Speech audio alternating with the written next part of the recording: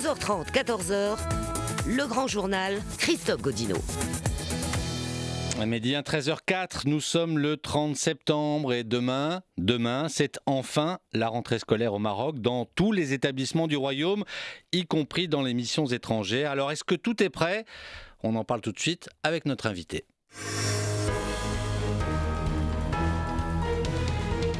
Bonjour Daifa Hamziane. Bonjour. Et merci d'être avec nous, ancien président de l'université Abdelmalek Essaidi. Vous êtes un expert des questions d'éducation et de formation. Première question, elle est toute simple. Est-ce que la rentrée va bel et bien avoir lieu demain 1er octobre ? Il y a des informations qui circulent sur les réseaux concernant un nouveau report. Alors, monsieur Hamziane, est-ce que c'est demain ?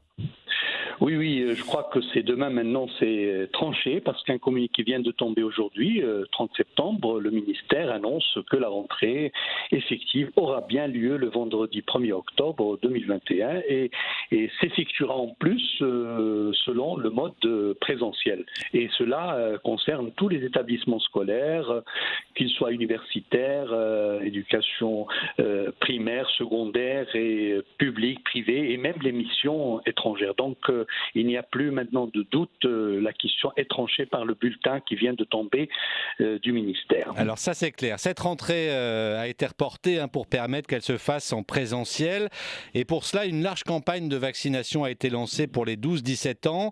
On apprenait hier avant-hier que plus de 60% de cette population scolarisée avait reçu une première dose, c'est encourageant. Absolument. La campagne de vaccination prend vraiment un tour très encourageant et au vu des dernières informations que je viens d'avoir du ministère, on est à plus de 75% des 12-17 ans, soit et plus de 80% pour les 18 ans, c'est-à-dire la population universitaire. Donc, je crois que c'est une très bonne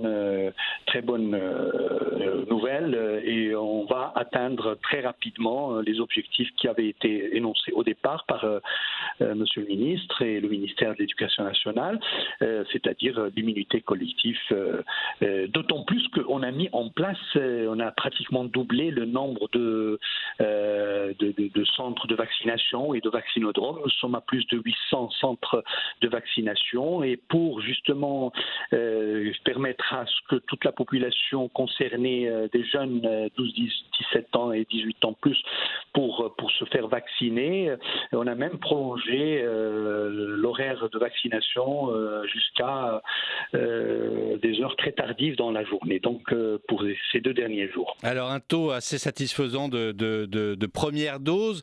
Certains parents... Voilà, c'est 75% c'est de primo vaccinés, voire les 2 tiers des 2 vaccins. Donc et même au niveau national, la campagne elle bat son plein. Nous sommes à 22 millions de primo vaccinés. Et presque 19 millions de totalement vaccinés. Qu'est-ce que vous dites, vous qui êtes un expert en éducation, qu'est-ce que vous dites à ceux qui sont encore sceptiques sur ce vaccin ? C'est une nécessité pour le présentiel, parce qu'on sait que le distanciel, ça n'a pas été forcément satisfaisant. Tout à fait. Je crois que pour assurer le présentiel, nous savons que le présentiel, de l'avis des experts de tous bords, que le présentiel est très important pour permettre l'apprentissage dans de bonnes conditions, pour permettre aux élèves de se rencontrer, d'être oui, il y a l'aspect social, La sociabilité est très importante. Donc, je crois que les parents doivent, en tout cas pour ceux qui ne l'ont pas encore fait, doivent aller vers les centres de vaccination. Toutes les conditions sont prêtes pour les accueillir et tous les vaccins, ils ne sont pas obligés d'aller dans un centre plutôt qu'un autre. Ils peuvent aller se vacciner où ils veulent, au centre le plus proche. Il y a même des vaccinodromes qui circulent. Donc, je crois que c'est une très bonne. D'autant plus que nous savons que ce variant Delta, il touche pas que j'allais dire les vieux, mais même les jeunes, nous l'avons vu. Donc, pour assurer une bonne rentrée et éviter qu'il y ait des clusters à l'avenir proche, je crois qu'il faudrait tous les récalcitrants, ceux qui hésitent encore. Il faut y aller. Il faut y aller.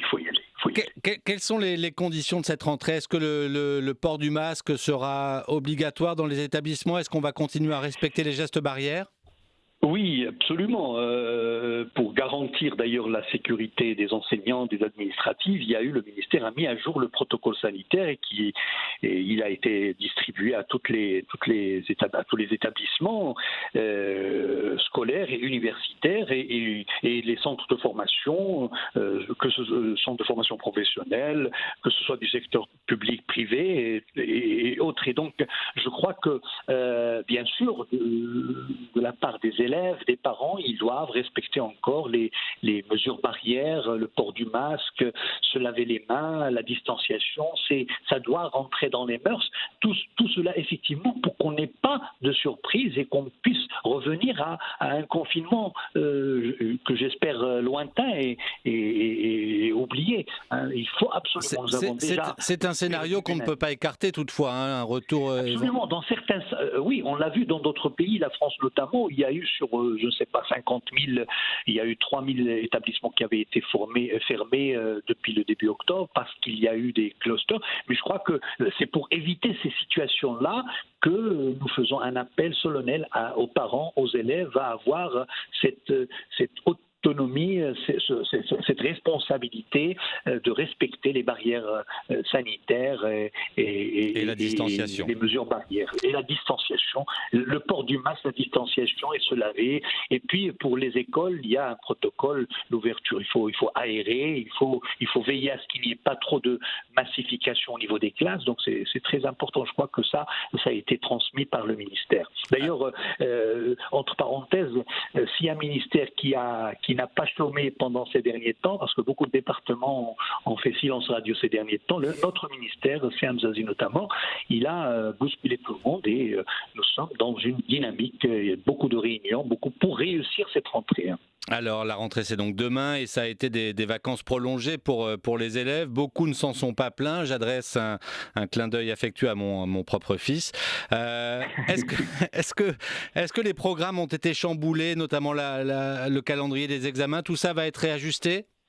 Oui, absolument. Il y a... Le nouveau calendrier a vu quelques changements, nouvelles dates pour les examens, prolongement de l'année jusqu'à juillet prochain, et puis une rentrée qui s'annonce donc vraiment très tendue, évidemment. Alors il a été décidé de consacrer d'abord du 1er au 9 octobre les premiers cours à l'identification des acquis, aux activités de révision, de consolidation. Il y a eu des cours d'ailleurs à la télévision consacrés à ça. En septembre, on l'avait annoncé à partir du 13 septembre, il y a eu des cours à la télévision, vous avez certainement dû le voir dans toutes les chaînes nationales, mais même cette rentrée, on va consacrer une première semaine à mettre les élèves en situation et pour démarrer effectivement à partir d'une semaine, c'est-à-dire à partir du 11 les programmes, tout en poursuivant le redressement des acquis, parce qu'il y a eu, il a été prévu que toutes les écoles et les établissements vont prévoir des cours de soutien qui seront gratuits pour les élèves.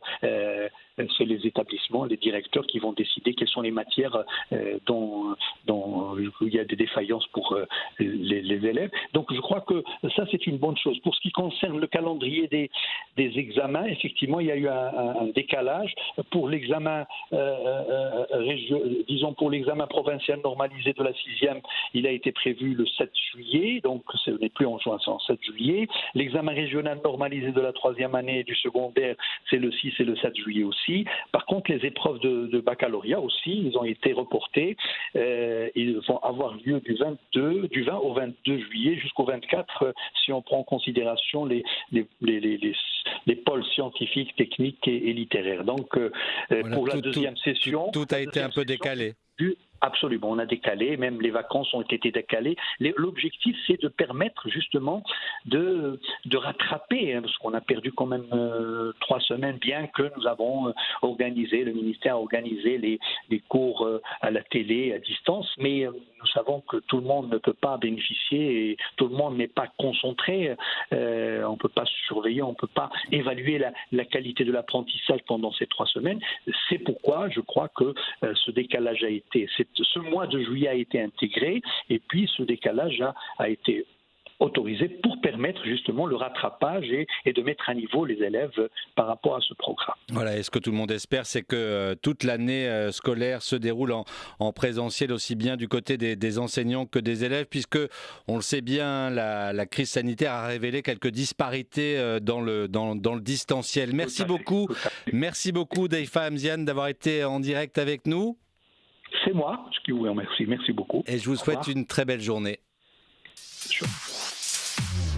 12h30, 14h, le grand journal, Christophe Gaudineau.